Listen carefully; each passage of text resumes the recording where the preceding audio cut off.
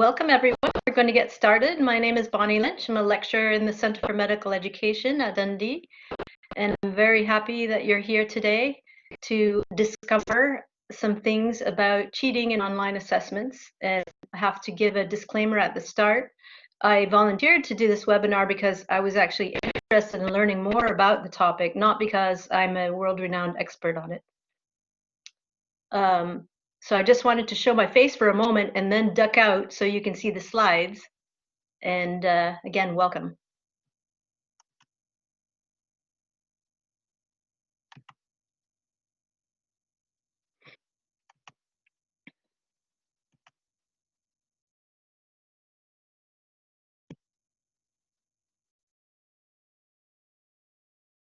You can see the first slide?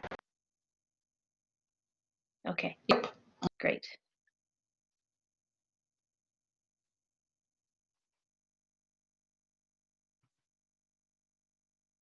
Okay, so we're coming to you not directly from Dundee, at least I'm not. I'm 20 miles away in the beautiful little burg of Blairgowrie, Scotland.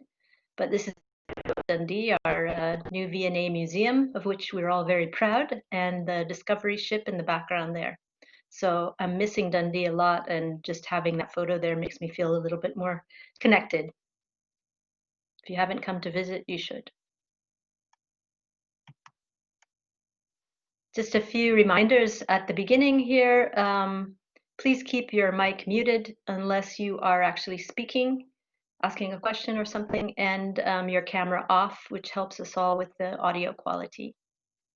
If you have questions as we go along, you can type them in the chat box, and my wonderful assistant, Dr. Mandy Moffat, will be keeping an eye on those. And unless there are questions of clarification about anything that I'm discussing, we'll save those for the end.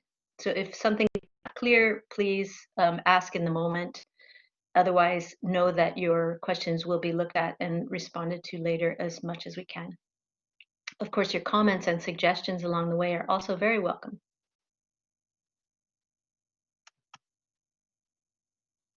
This is what I hope that you'll take from the session today. I'd like for us all to be able to understand the scale of cheating that happens in online assessments and why students cheat. This is really important, I think, for establishing an approach to the problem. Secondly, I'd like for us to recognize the areas of mismatch between students and universities' conceptualizations of cheating.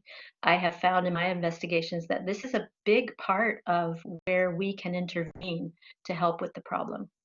And third, I'd like for you to be able to apply some steps that will discourage cheating in online assessment.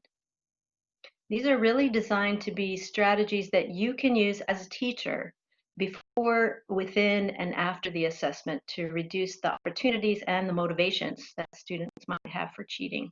And I'll give you a few concrete examples of that later.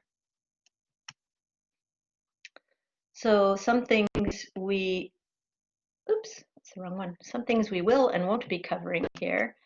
We will be covering issues like plagiarism, copying, meaning looking at another student's screen or directly trying to copy their work, and contract cheating, which is purchasing of assignments to submit as one's own. We won't be covering things like students hiring someone to sit an exam for them, students creating multiple accounts online for purposes of taking the exam multiple times and sharing the content, and other sort of tech-based forms of cheating, because these are not really in our purview as individual teachers to affect very much. These are more technological kinds of solutions that we need, and that's not what I want to focus on here.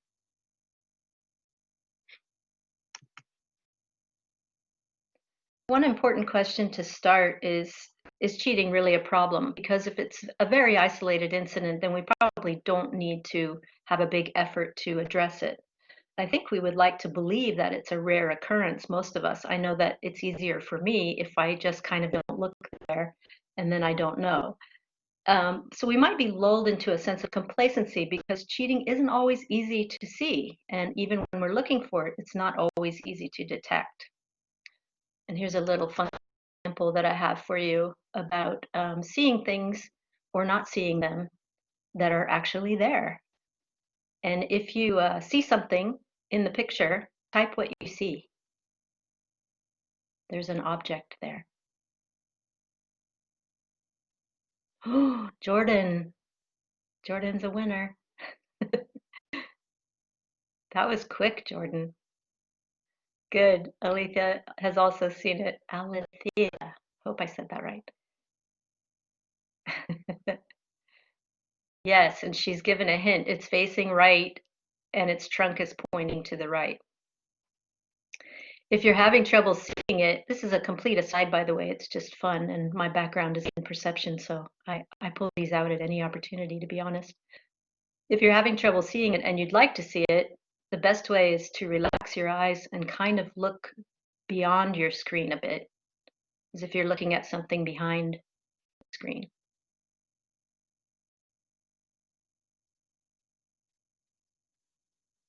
And if you're just completely frustrated now and want to move on, that's what we're going to do. You'll have a chance later to see it. And of course, if you look at the slides later, you'll be able to practice with it. But it is an elephant. And the reason I put the elephant there, I'm sorry, now, now I've just created a lot of frustrated people who couldn't see the elephant. The point I wanted to make is that cheating is like the elephant in the room. It's something that is there whether we see it or we don't see it, right?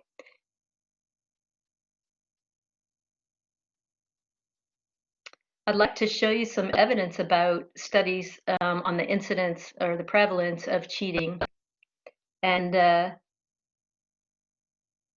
several studies have found different rates of contract cheating. And remember, that's buying an essay or some other product to submit as your own work. So the rates that have been reported in that literature are between 1 and 8%. Another kind of troubling fact is that almost 2/3 of students who reported they had contract cheated in the past said they had done it multiple times, not just once. So we might want to believe that this is a desperate act that people do, one time and then regret it and don't do it again. That doesn't seem to be the case. And the risk of detection also has a lot to do with whether students cheat and how much they cheat. So if we make it easy for them by having a low risk of detection, then a lot more students are tempted to cheat. Not too surprising.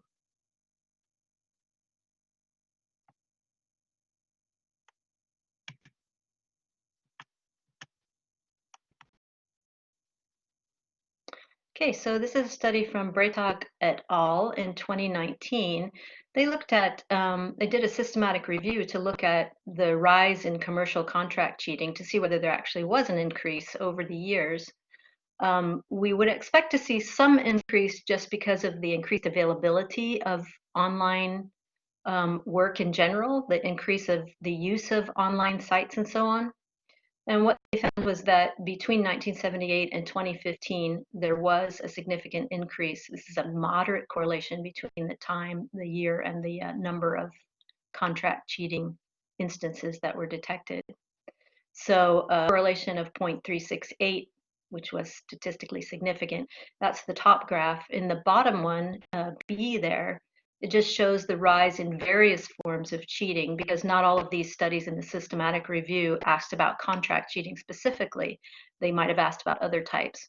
So it shows that, the other types increased as well over time, but the contract cheating has increased at a higher rate.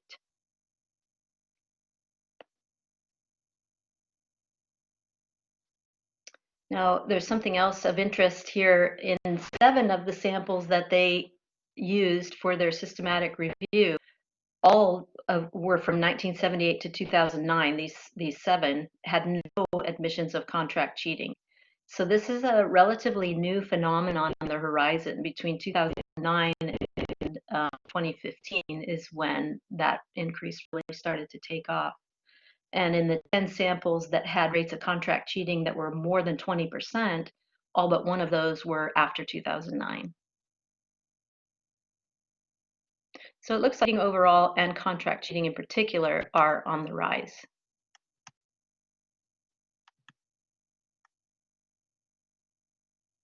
We can also ask if we want to think about the importance of this problem, how serious it is. We can ask who the victims are. I think some people, particularly the students involved in cheating, can often think that it's a victim crime, who's being hurt by it. In medical education, of course, it's all too easy to see how undetected cheating could produce multiple victims with potentially life-altering consequences. So the ill-prepared doctor is a liability to patients, to mentees, to their hospital or clinic, and to the university that conferred the degree.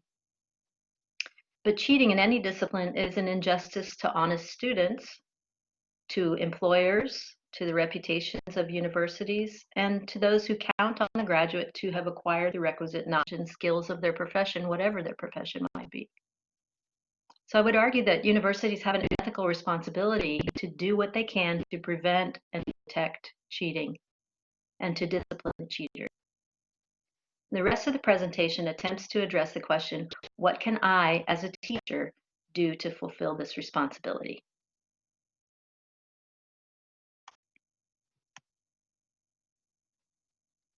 One point that I want to address right away is it possible that students cheat because they don't understand what cheating really is?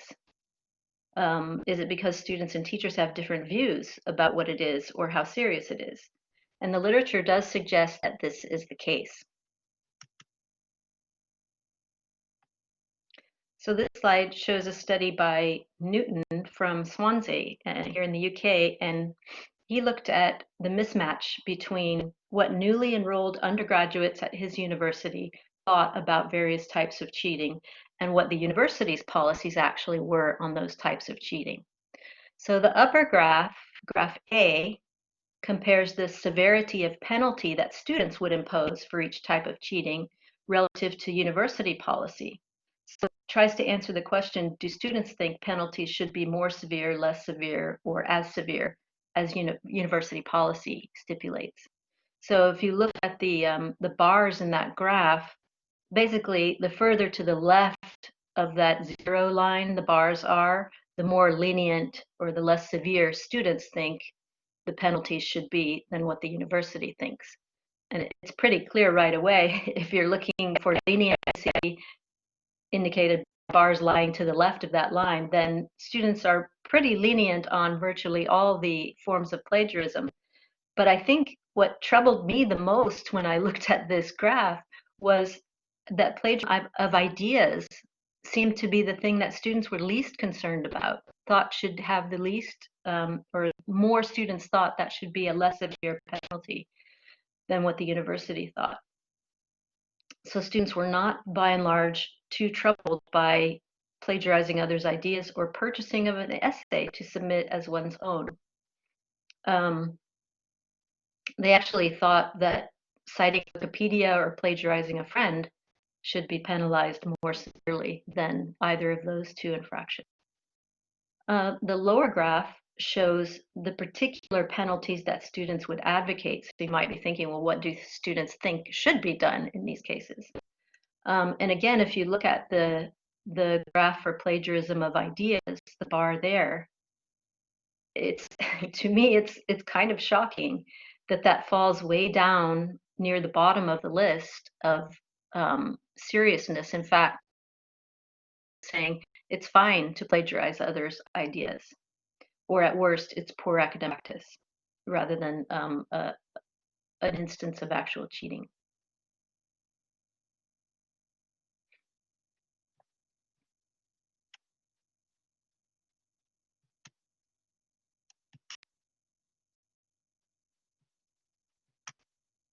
Sorry, my slide changer is not working quite as well as it should. So what I'm going to suggest here is a triad of approaches to reduce cheating. In my mind, they all have to do with assessment design because they all have to do with not just how you prepare the assessment on the day, but how you prepare students for the activity of assessment. So from the evidence I've uncovered, I think these three areas are key. A combination of educational support to help prevent cheating, detection and addressing of cheating when it occurs, And then finally, changes in the actual assessments we create to reduce the likelihood and success of cheating.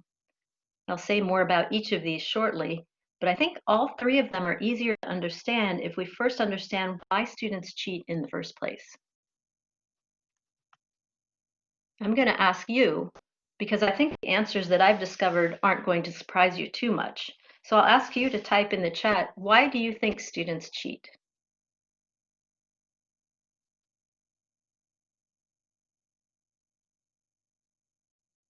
Fear of failure, says Sajil. Yeah, overwhelmed, fear of failure. It's easy option, maybe easier than doing the work. Collaboration, yeah. Maybe they want to get higher marks. They just want to pass. They don't feel prepared. They don't know they're doing it. Deadlines, yeah. So we've hit a lot of the high pointer.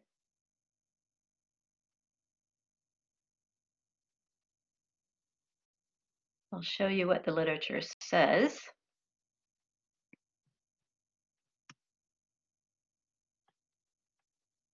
Fear of failure, parental pressure. I didn't see that one come up in the chat, but that's one of the top reasons students cite. Poor organizational skills, which means the inability to manage competing deadlines or to accurately estimate how long it's going to take to prepare for the test. Ignorance, which was mentioned, lack of understanding about what constitutes cheating or about the possible consequences of it. Time pressure, which is not the same as organizational skills. It's actually time pressure in terms of having too many exams in a short window across modules or too little time between assessments within a module. So that's something we can do something about, right? The belief that others do it, so if you're not doing it, you're going to be left behind. And then some students also say they cheat because the assignment just wasn't worth the effort to them, or the assessment wasn't worth the effort to them. And they'd rather spend their time on something more important and just get this out of the way by cheating to get it done.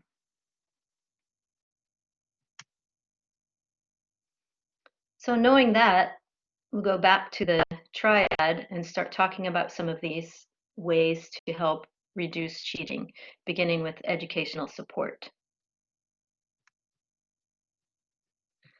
And I've defined several areas that I want to touch on in as far as educational support. Is there ways to prepare students so that cheating is less likely? First, and very prevalent in the literature, is the idea of academic integrity. I'm going to speak more about each one of these, but I'll just go through them as a list now.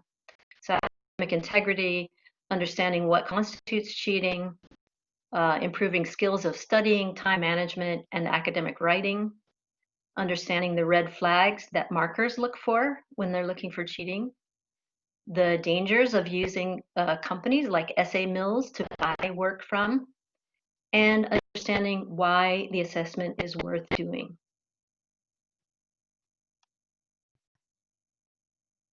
So regarding academic integrity, I really like this quote from Kolb and colleagues, which says, institutions of higher education want to instill in students the belief that academic honesty is the ethically correct choice, not merely a pragmatic strategy to avoid punishment. I think the spirit in which we approach academic integrity has to be this positive spirit, that this is simply what we believe in. It's not a way to find cheaters and punish them or get rid of bad eggs or anything like that. It's that we values that we wish to uphold, and it's important for students to understand what those values are. There's wide agreement among institutions of higher education that instilling a culture of academic integrity is one of the best ways to reduce the incidence of cheating. And in fact, these authors, Kolb and colleagues, have argued that devoting too much effort to making your exams cheat-proof is in a way letting students off the hook from thinking about the ethical implications of cheating. So I hadn't heard that sentiment expressed before, but it makes some sense to me that if we remove all the opportunities to cheat, then students don't have to consider why they should or shouldn't cheat. I think institutions typically have formal policies on academic misconduct, but few of them have equally formal honor codes or ways of describing the attitudes and behaviors they value as a community of scholars.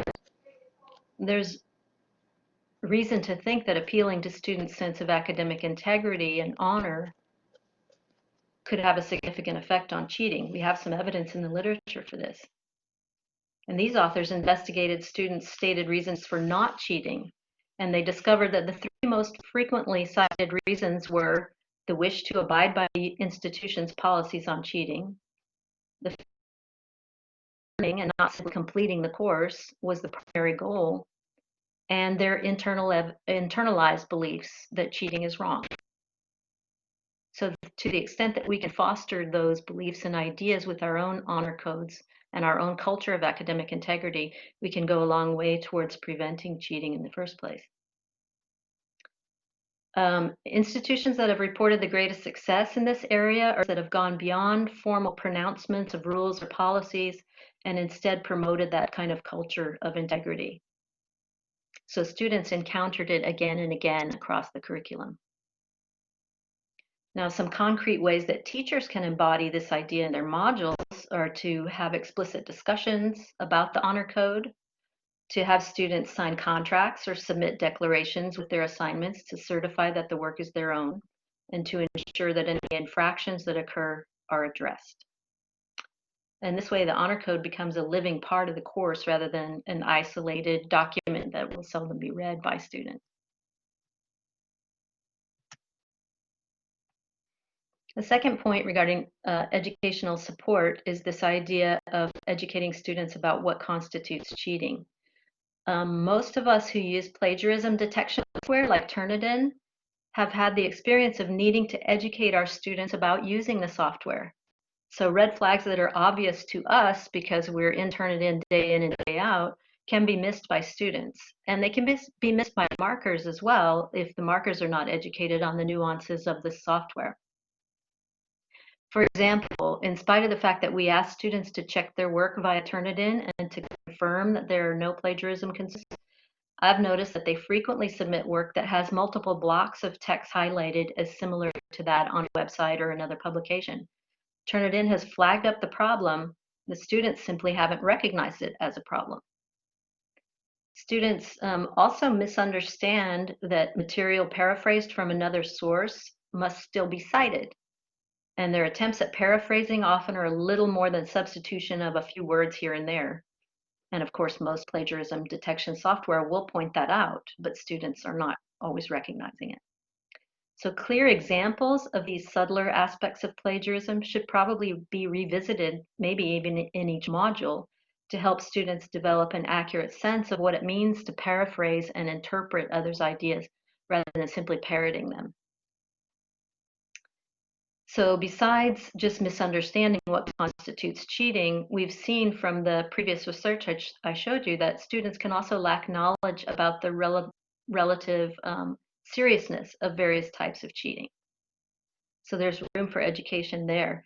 Certainly plagiarizing others' ideas, I think it's fair to say that most of us as educators would recognize that as a serious form of cheating. Ideas are sacred and you don't appropriate them for yourself without attributing the source, but students don't necessarily understand that.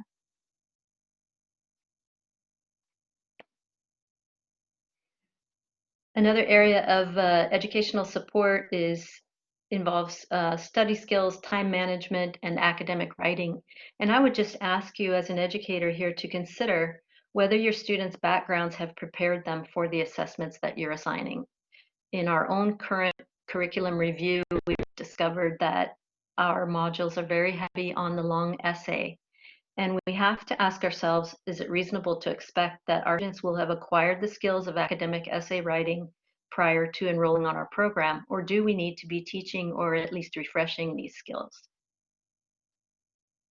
To the extent possible, I think we should offer support to offset any deficits that might increase the temptation to cheat. This includes language difficulties. We know from the literature that students who do not have English as a first language can be more tempted to cheat because of the simple difficulty of rendering an assignment like a long essay. We know that students who might do really well in a task of receptive language, which is just understanding things, can fail on tests that involve expressive language. And the language is the reason. So to the extent that we can, we need to support students so that that is not a source of reason for cheating.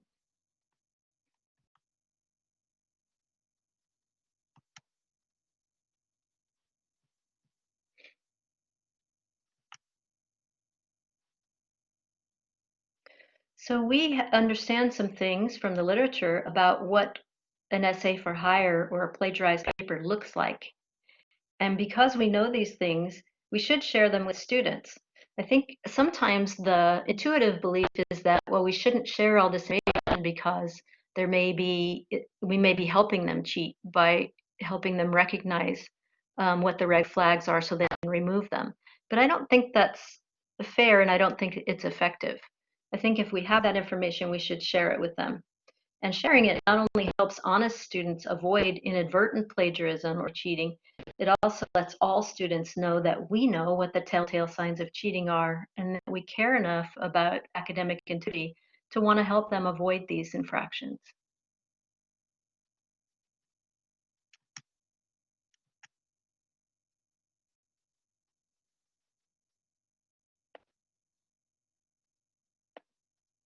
So an example of educating students about the nuances of the plagiarism detection software is something that's been called rainbows in the reference list.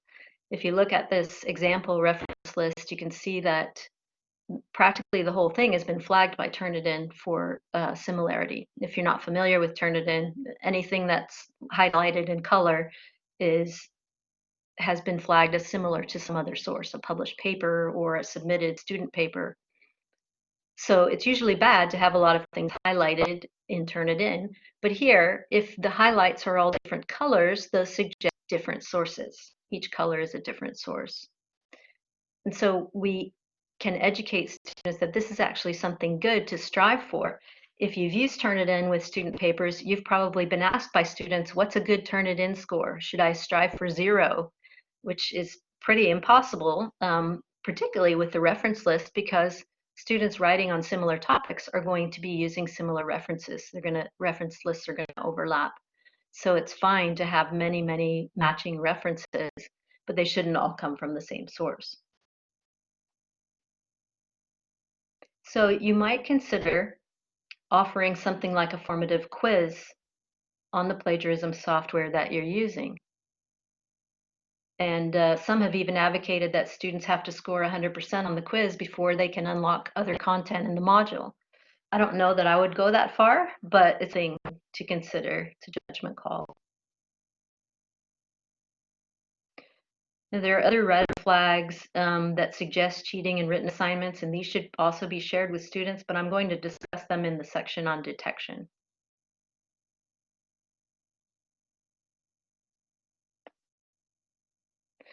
So here, another area of educational support is educating students about the dangers of essay mills, buying their work from a company online.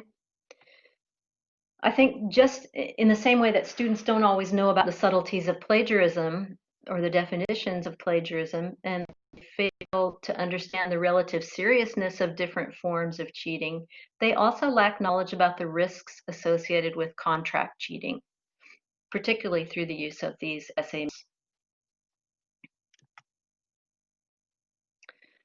Here are several points. The essays that students buy are typically of poor quality. We know this from studies. So students may assume that someone else can do a better job of this if they just take the time. But the fact is that these essays are written fairly quickly by someone who usually lacks knowledge and experience, discipline. And so it's not true that you're going to get a better job out of it by hiring someone else. These essays may also have been submitted by other students in the past. They may have been sold to other students, and they may be resold to other students after any particular student buys them. Students often do not know this. They don't necessarily know that using free plagiarism software checkers like Viper is one example. You use that plagiarism checker, and in order for it to be free, in quotes, you have to agree to allow your essay to be uploaded so that it can then be sold on to other students. And the way this is presented to the customer is that your essay will be used as examples to help other students write their essays. The fact is, these essays are being uploaded and can be purchased by other students. So even an honest student who's trying to do the right thing by using a plagiarism checker to check their work before submitting it may inadvertently assist the essay mills and the cheating by doing so. Most students don't know that. So this is a great quote from a man named Ed Dante, who has worked as an essay writer for one of these companies for quite some time. He says, I've written a master's degree in cognitive psychology, a PhD in sociology, and a handful of postgraduate credits in international diplomacy. I've worked on bachelor's degrees in hospitality, business administration, and accounting. I've written for courses in history, cinema, labor relations, pharmacology, theology, sports management, maritime security, airline services, sustainability, municipal budgeting, marketing, philosophy, ethics, Eastern religion, postmodern architecture, anthropology, literature, and public administration. I've attended 36 online universities. I've completed 12 graduate theses of 50 pages or more. So either Ed is a wonderkind of 1,000 trades, or he's made a living writing some pretty shoddy essays, right? No one is an expert in all those areas. Students don't know who's doing the essays for them.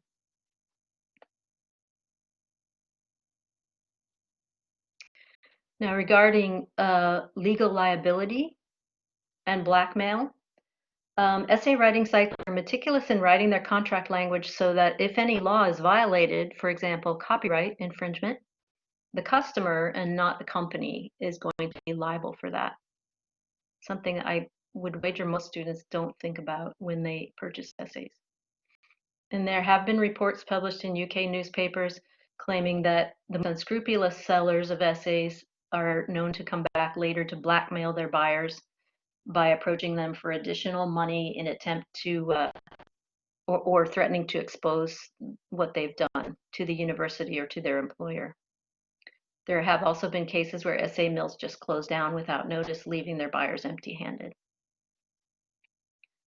Students also don't know, and we can help them by educating them to the fact that essay mills, advertise their essays as original and plagiarism free, but we have had at least one study that shows this is not the case.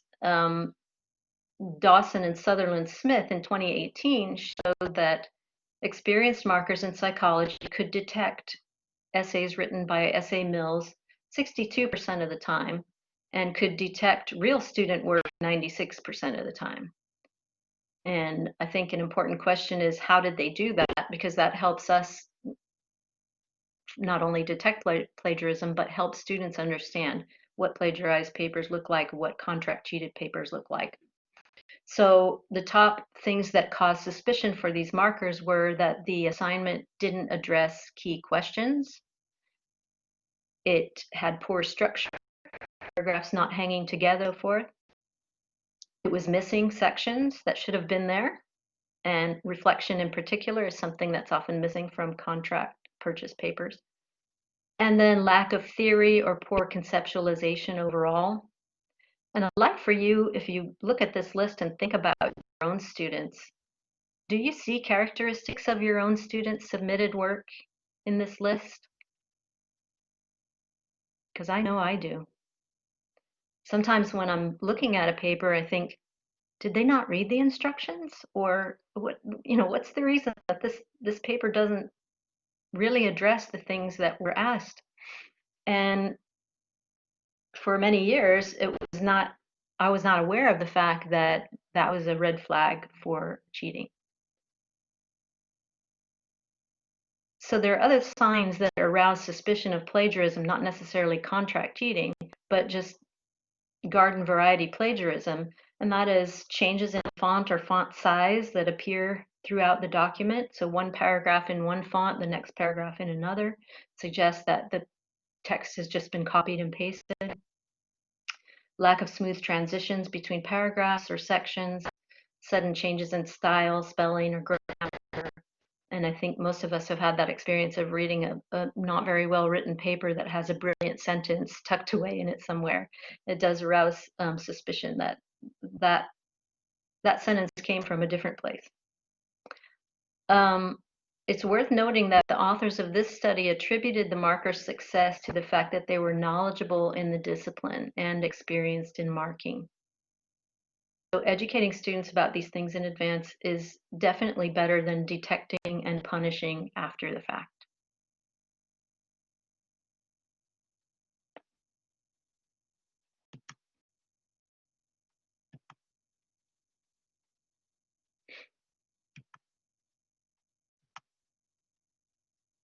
Okay, so this brings us to the second component of our anti-cheating triad, which is detection. Now, I'm not going to argue that detection is a perfect science. It's not an exact science, and you have to exercise a lot of caution to avoid accusing a student falsely. But conversation is really the key here. If a student's work shows signs that cheating has taken place, it should be addressed.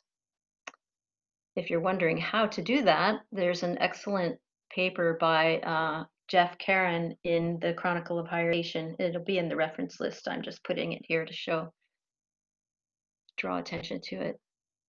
The bottom line is that that conversation should be as positive as possible, and the student should take away the idea that some learning has happened rather than some punishment has happened or some threat has happened.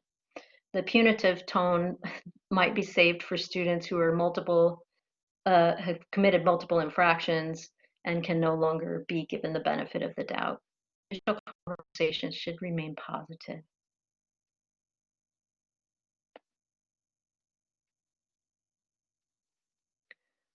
I'd like to talk now more about the actual assessment itself, and I hope that by now I've made it clear that everything we've been discussing so far is part of assessment design, although it's not about assessment on the day.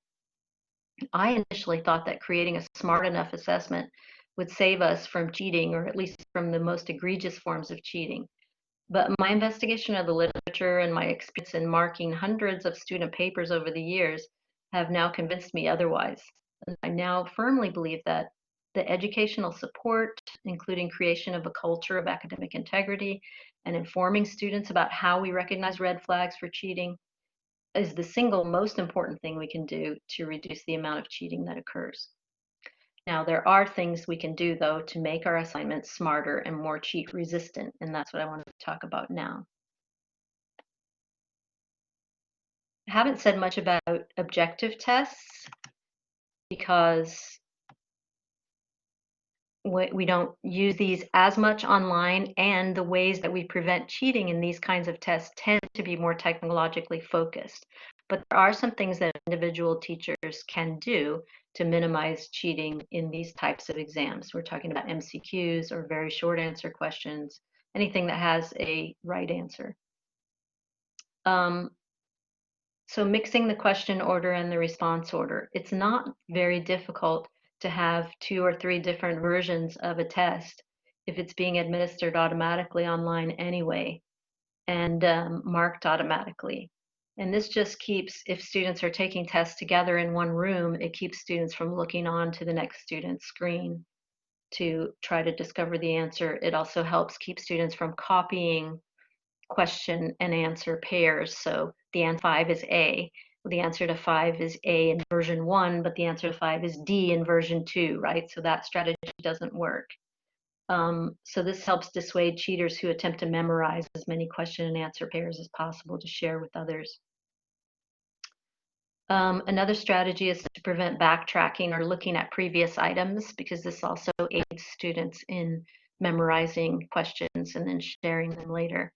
So of course, students need to be told that at the beginning of the exam, there's no backtracking.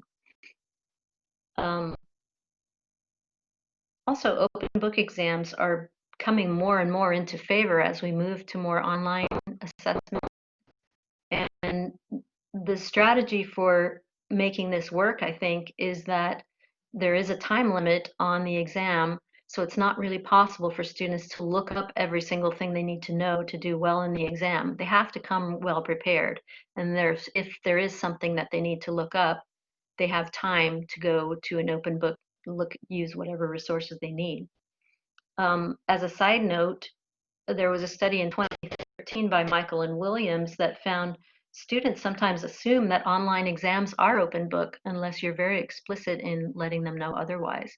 So being clear with them will also help prevent the temptation to cheat.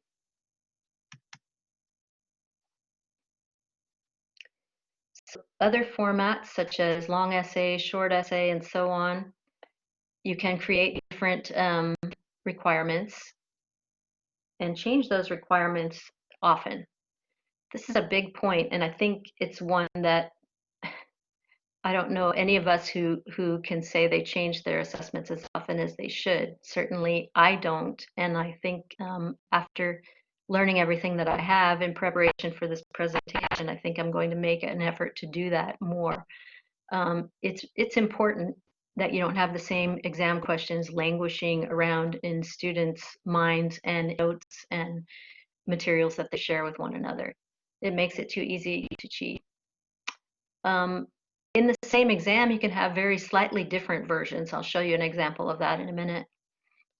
Require the exam to incorporate personal experiences or current events. These are things that contract essay mills and places like that are much less likely to be able to fulfill, because they're trying to pull something off the shelf that already kind of works and then just tweak it a bit to fit the assignment. So it does help to incorporate personal experience or current event. Reflection, again, is a component that we see missing from a lot of contract cheat sort of papers. So if we ask students to reflect, keeping in mind that we may need to teach them how to reflect if we expect them to do it, and that some students don't include that because they simply don't know how. And then another point is to require inclusion of relevant course content. This seems like it goes without saying, but sometimes we ask questions that are general enough. If we're asking students to write essays or reports, the questions are general enough that they can look online and find all the information they need. Or they can hire someone to produce an essay that it's generic enough to fit the requirements. So ask them to show what they've learned from the module. So here's just an example of creating slight differences that don't create a lot of additional burden on markers. This is an important point. We have a scenario in which we're asking students to discuss something about best practices in feedback. So every scenario starts this way. You're in charge of supervising clinical rotations for fourth-year medical students. You notice that one of the students is consistently late to clinic and often displays a dismissive attitude towards anyone who challenges the student's knowledge or decisions. Using what you've learned in this module about best practices in delivering feedback, describe how you would address this situation. So we could have asked the very general question, using what you've learned about best practices in feedback, talk about how you would address a problematic student or something like that. Very general. We could buy a paper off the shelf about feedback and throw in a few sentences about a problematic student and we're finished. So we've got some specific things about the student that need to be addressed: consistently late, dismissive attitude, and then we've got the context of the fourth year student and so on. If we want to just change that a little bit, oops, sorry. Beginning is the same again. This time we notice the student is consistently unprofessional in attire and has a demeanor too informal. slight change. We're still asking them to discuss this in the context of best practices in delivering feedback, but they have to tailor it to the issue of that particular type of student. The third version, everything is the same except the student seems depressed and the interactions with patients and colleagues lack warmth or empathy. So you can see, I hope, that asking markers to mark these three different versions is not an arduous task for them. All they have to know is which version they're looking at. The basic pieces of what they're looking for are the same, but it has to be tailored to the specific problem that's been asked. And note that the bold font would not be included in the assessment as it's shared with the student.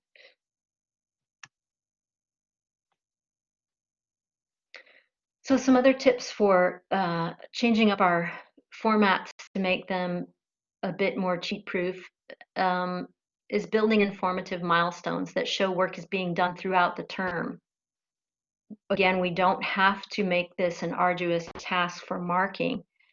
The formative milestones, by definition, they're not actually marked. The students may get feedback from their peers or they may get some tutor feedback, but it's mainly to show the project has been started, there is progress being made on it, and certainly students can hire out a formative assignment if it's a required that they submit one. It's a little bit more difficult, I think, for them to go and hire multiple times to have multiple instances of formative assignments completed for them. So it's just another extra little safeguard. And it does help us help the student if we can see the progress that they're making anyway. So it's a good practice. We can require that students submit an annotated bibliography rather than just a reference list if they're doing a big project like thesis. And the annotations don't have to be extensive. They can be a couple of sentences about what the student thought was relevant from this resource for their own work. Some have advocated asking for a photocopy of the title page of the references. And you might restrict this to the references the student thinks are most central to their paper. And maybe they could write a couple of sentences about why those are the most relevant. And then finally, explaining the value of the assessment is really important. It helps not only convince the student that it's worth spending the time to, but it also helps them understand what they should expect to gain from it and where they should place their effort, so that it's not just an exercise of jumping through a hoop. We want them to know what we expect them to get out of the assignment. Some people, I haven't put this on my list, but some people have advocated for a follow-up viva of sorts where students talk about their work and we can ask them questions about it to sort of help us ascertain whether they've done the work themselves. The assumption is that the ability to discuss the work and answer questions about it signals that they've actually done it rather than hired someone to do it. And this idea might have merit, but for most programs, I think the resources are simply not there to conduct one or more vivas for every student. The idea of viva spot checks or conducting vivas for a randomly selected subset of students has also been advocated by some. However, there are fairness issues there that beg to be addressed with that method if not everyone is going to be required to do it.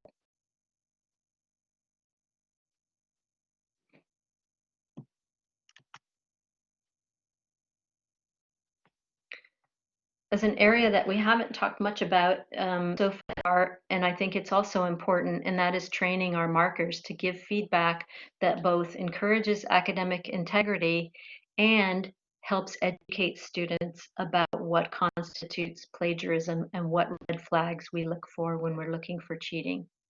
Our markers can be the biggest asset when it comes to that part of educating our students. And if they get in the habit of looking for and commenting on red flags, then the students also become more accustomed to seeing that sort of perspective in the marking of their work.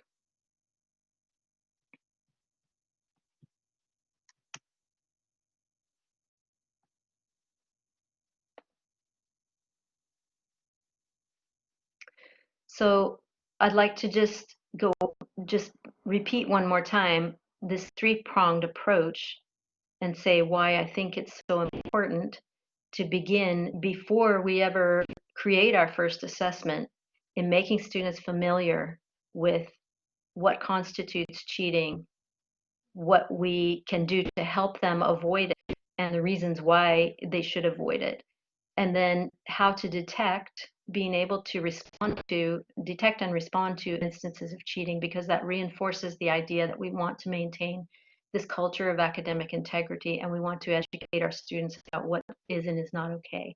And then finally, creating assessments on the day that are relatively resistant to cheating. If we do all of these things fairly well, I think we could expect to see much less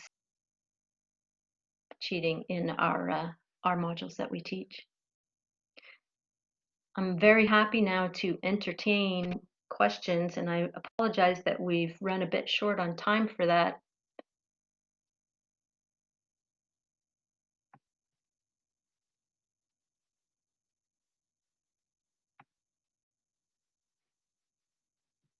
Andy, have you got some questions? Just more reflections, yeah. And again, based on my own experience, and Ken had also highlighted that sometimes it's not just students who ask about this percentage score and turn it in reports. We almost have this obsession about a percentage score. What's the right percentage score? And I have to say to students, as well as occasionally our markers as well, the percentage score is just an indication. You still have to analyse the report to find out, yeah, exactly where it's mapping, if it's mapping to those red flags that you're talking about, and then how to approach it. Yeah, there are so many things about Turnitin that we could have gone into more depth here if we had the time, but it's worth just taking a little tour through it and getting some training on it if you're not familiar, because it can really help your students.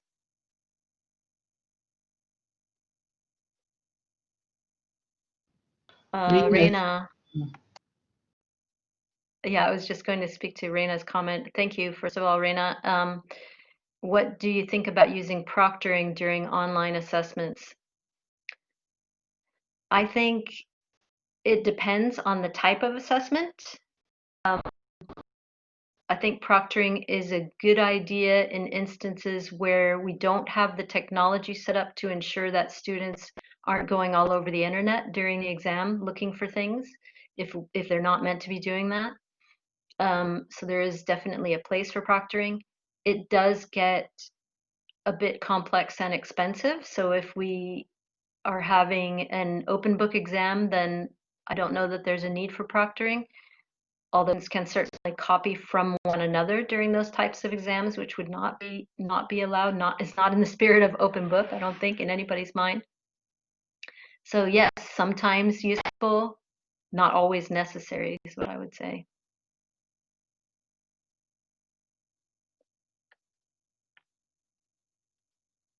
Should we make parents invigilators? Well, my first instinct is that because parental pressure is one of the reasons that students cheat, parents may not be the ideal invigilators. There has been a growth in organizations that offer proctoring. So students either report to a center, like where you would go to take your driving exam or something like that, and they can be proctored remotely, or venues are hired and proctors are hired to come and invigilate.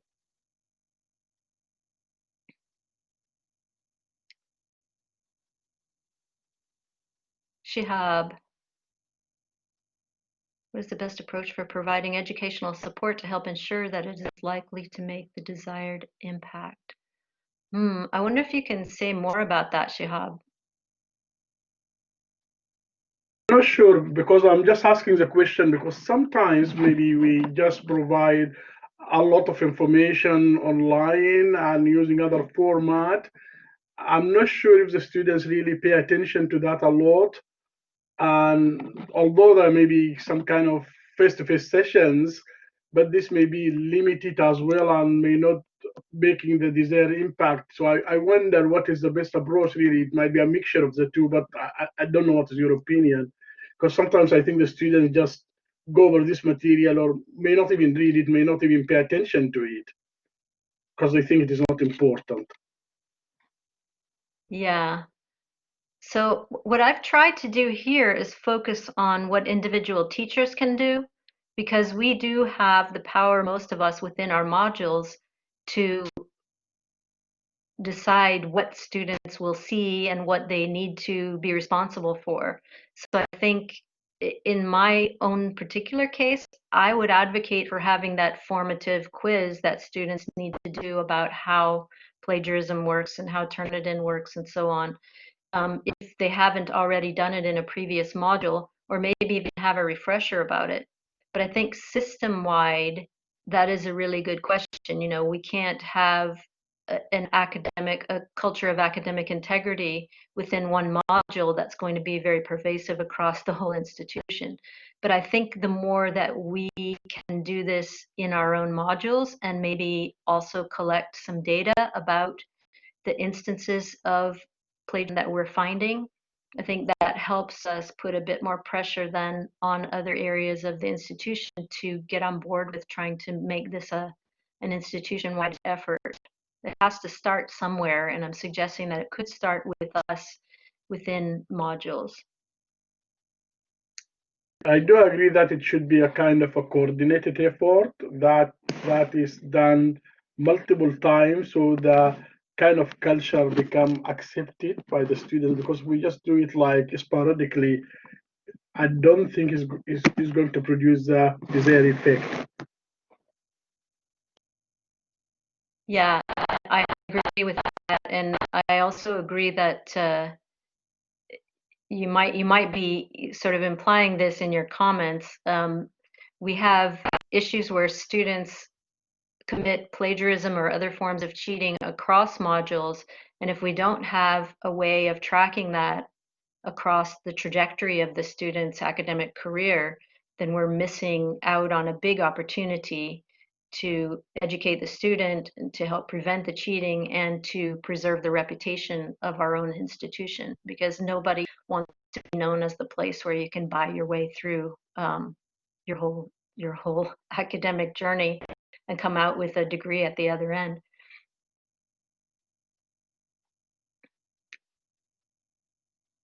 And sorry if I'm missing some of the questions.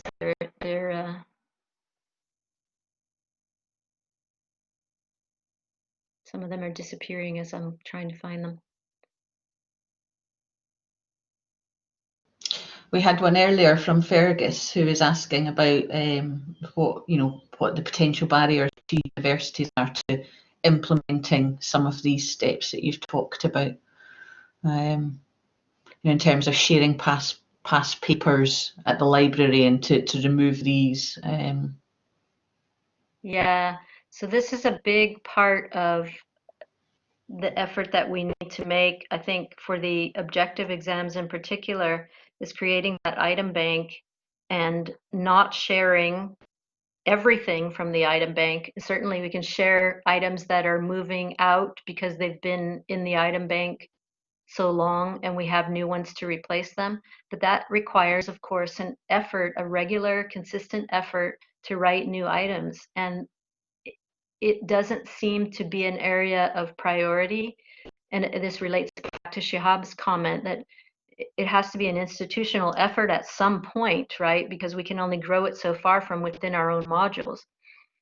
I've had this same kind of frustration that I wish we could devote more effort to building up our assessment banks so that students really can't predict so well from one year to the next, can't simply go and find what was asked 3 years ago and all the essays written about that and pick and choose from those to create their own essays.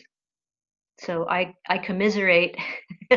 I think the barriers primarily are that we haven't yet seen it as a priority, and it's not something that any university wants to admit is a problem. So that makes it more difficult from the get-go, I think. That's why I'm glad when people turn up for a presentation like this, because it shows that we are interested. We want to do something about it.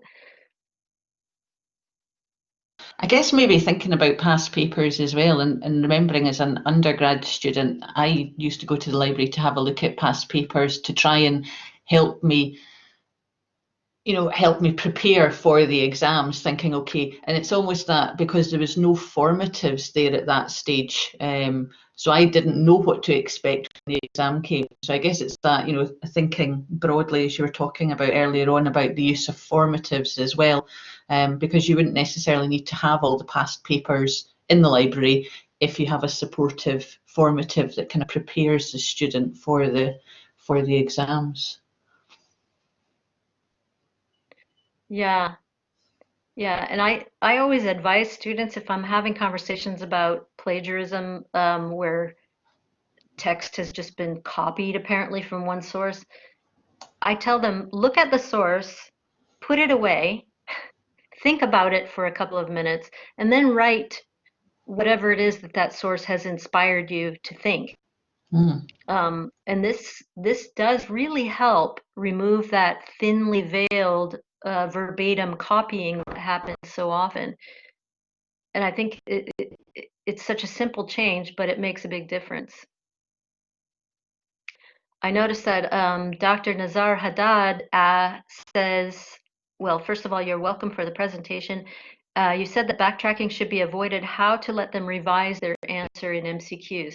So the idea is that if they can't they can't actually revise. So that is a drawback, of course, of not allowing backtracking. So it's a balance, how much you care about students memorizing questions. And this again relates to how big an item bank do you have? Is it going to be a disaster if students remember a few of the questions, or do you have enough to cycle through that is not a big issue? And Philip says you can't have positive without negative. If your system is manifestly poor at detection and has a record of leniency and punishment, this can empower cheaters and make it impossible to inspire values. Yeah, I think, and that is why I have this triad. I strongly believe that as well. If you have this culture of integrity, but no one ever does anything about cheating when it does happen, you're not living up to that culture.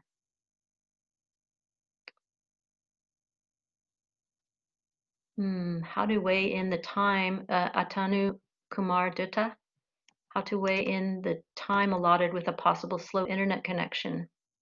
Increased time increases cheating. Yeah, that's a really good question. And again, I'm going to kind of duck that question because I'm not about the technological fixes for cheating. That's just not my area of expertise, but I know that is an issue when students have slow or dropping internet connection and there's limited time for the exam. I think that's one reason that we did our online exams in a computer suite where we had control of all the computers and we could switch the student to another one if one wasn't working. But yeah, that's an issue too.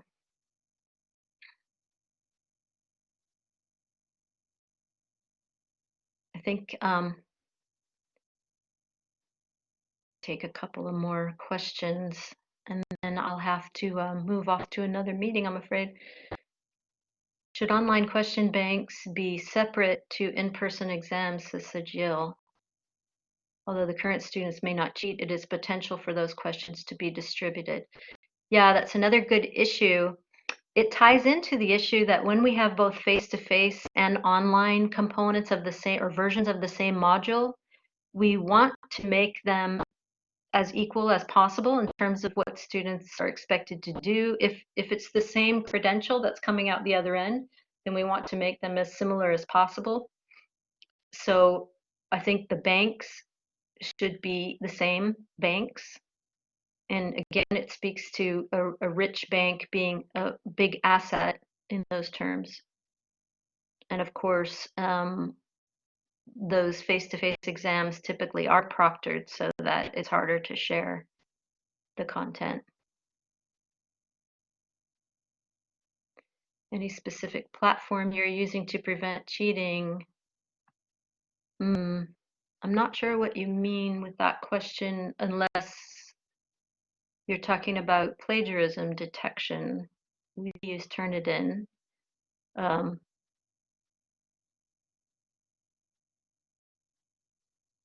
Does language editing service is also considered a style of cheating?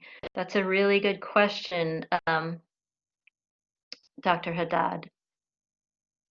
There's a fine line between language editing and cheating. We do have form policies at Dundee about proofreading.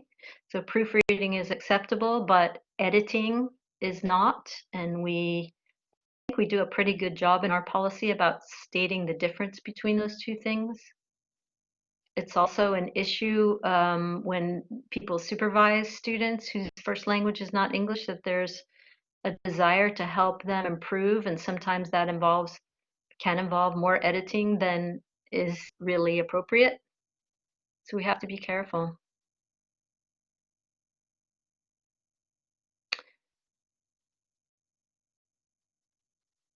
Okay. I'm afraid that I am out of time. I'm trying to quickly see the comments. Could we have a link to that policy, to Dundee policy, I assume you mean, Dr. Haddad, about proofreading? We can definitely, good, yes, we can definitely make that available. Mandy, what's the best way to do that? I am just searching for it just now because I think it's a public document. So if I can find the link, I'll stick it in the chat. Okay, perfect. And will people have access to this chat after the recording? Yes, they will. What I do is I go through the chat and I edit it so that with little time points so that it can, when it goes on to YouTube, because we can't save both of them together, but the chat is saved. So. Okay, great. So, and Jordan has just posted a link, which I think is to the evaluation form for this presentation. So we would very much appreciate your completing that. Thank you. Thank you all very much for coming. And I'm sorry if I didn't get to your question. I'm happy to respond to any questions via email. And can we put my email address here?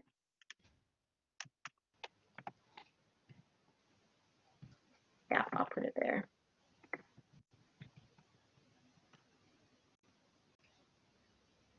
Okay, and I just wanted to make sure that you're all aware of the next webinar. Oops, there's the elephant again. Next webinar, Monday, the 8th of June at 11, about designing induction for online work learning.